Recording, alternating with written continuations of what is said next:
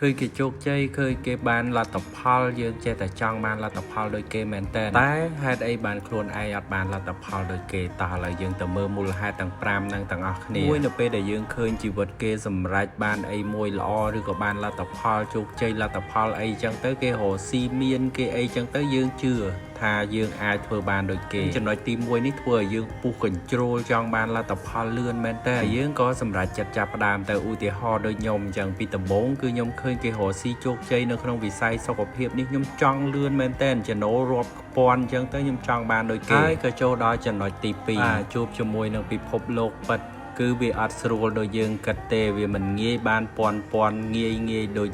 អីដែលយើងគិតទេអត់ទាន់មានចំណេះជំនាញរឿងហ្នឹងទេយើងនៅថ្មីខ្លាំងមែនតើដល់ពេលទៅជួបពិភពលោកពិតយើងជួបការបដិសេធជួបការមិនឲ្យតម្លៃជួបការមិនយល់ស្របការនៃការធ្វើហ្នឹងដូចវាយឺតខុសពីចិត្តយើងចាប់ផ្ដើមសង្ស័យខ្លួនឯងសង្ស័យគ្រូណែនាំសង្ស័យថាអីដែលយើងសម្រេចចិត្តចាប់ផ្ដើមហ្នឹងវាត្រូវសម្រាប់យើងឬក៏អត់ក៏ចូលដល់ចំណុចទី3នេះអូយខ្លាំងមែនតើខ្ញុំនឹងចាប់ផ្ដើមសេតចាប់ផ្ដើមបន្ទោសខ្លួនឯងហេតុអីសម្រេចចិត្តចាប់ផ្ដើមអញ្ចឹងខ្ញុំមិនស័ក្តិសមអញ្ចឹងទេខ្ញុំល្ងងខ្ញុំអត់ចេះខ្ញុំខ្លាចខ្ញុំភ័យអញ្ចឹងមុខរបរនឹងអត់ត្រូវមួយខ្ញុំទេចាប់ផ្ដើមសេតចង់បោះបង់អីដែលខ្លួនឯងសម្រេចចិត្តចាប់ផ្ដើមមានជំនឿលើខ្លួនឯងហើយចាប់ផ្ដើមបន្ទោសដល់គ្រូណែនាំទៀតអត់ទាន់លោតដល់ចំណុចទី4ទេណាខ្ញុំសម្រេចចិត្តចង់ទៅធ្វើអីផ្សេងទៀតត្រឡប់ទៅលក់អីផ្សេងចង់ត្រឡប់ទៅធ្វើការឲ្យគេវិញហើយត្រឡប់ទៅត្រឡប់មកគឺដដែលផ្ដើមថ្មីចាប់ផ្ដើមបន្ទោសខ្លួនឯងបន្ទោសគ្រូផ្ដើមសង្ស័យចាប់ផ្ដើមសេតត្រឡប់ទៅត្រឡប់មកគឺរឿងដដែលខ្ញុំឈប់ឲ្យជំរឿខ្លួនឯងខ្ញុំផ្លោះទៅលេខ4មកចាប់ផ្ដើមទទួលស្គាល់ការពិតថាពិភពលោកវាមិនស្រស់ស្អាតដូចយើងគិតចឹងទេចាប់ផ្ដើមធ្វើរឿងអីថ្មីមួយគឺវាមិនងាយបានលទ្ធផលចឹងខ្ញុំត្រូវដាក់ចិត្តរៀនមែនតែនពីអីដែលខ្ញុំសម្រេចចិត្តចាប់ផ្ដើមខ្ញុំលែងចង់បានលទ្ធផលលឿនពេកខ្ញុំឲ្យពេលខ្លួនឯងស្វែងយល់មែនតើខ្ញុំចាប់ផ្ដើមយល់ពីអីដែលខ្លួនឯងធ្វើអាជីវកម្មដែលខ្លួនឯងធ្វើមែនតើនឹងនៅឆ្នាំទី3ដែលខ្ញុំសម្រេចចិត្តហើយចាប់ផ្ដើមដឹងថា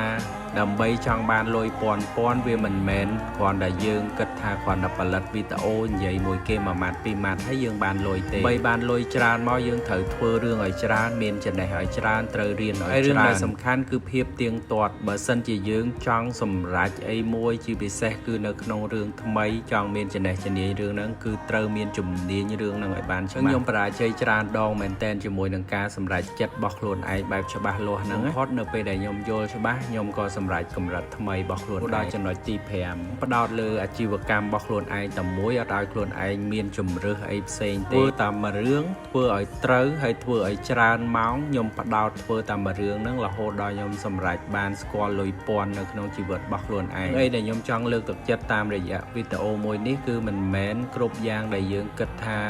សម្រេចបានហើយវាសម្រេចបានតាមចិត្តយើងភ្លាមទេគឺត្រូវការពេលខ្លះគាត់ត្រឹមតែ6ខែគាត់សម្រេចបានកម្រិតដូចខ្ញុំខ្លះប្រើពេល1ឆ្នាំតែខ្ញុំប្រើពេលរហូតដល់4ឆ្នាំបានសម្រេចបានកម្រិតមួយនេះហើយលទ្ធផលដូចខ្ញុំកំពុងតែទទួលបានរាល់ថ្ងៃនេះសួរត្រឡប់ទៅកាន់បងប្អូនអ្នកមើលវិញតែយើងរាល់ថ្ងៃហ្នឹងចង់បានលទ្ធផលលឿនពេកអត់ចាប់អីច្រើនយ៉ាងហើយចង់បោះបង់ងាយធ្វើអីក៏ដោយទាមទារការអត់ធ្មត់មែនទែនហើយការយកចិត្តទុកដាក់ភាពទៀងទាត់អរគុណទៅដល់អាជីវកម្មរបស់ខ្ញុំដែរដែលមានអ្នកបង្រៀនលើកទឹកចិត្តហើយបង្ហាត់បង្ហាញហើយមានដៃគូច្រើនមែនទែនដែលចាំដឹកដៃគ្នាជំរុញគ្នាឲ្យរីកចម្រើនទៅមុខមួយគ្នាហើយបើទាំងអស់គ្នាចូលចិត្តបែបហ្នឹងដែរអាចចូលរួមមួយខ្ញុំបាន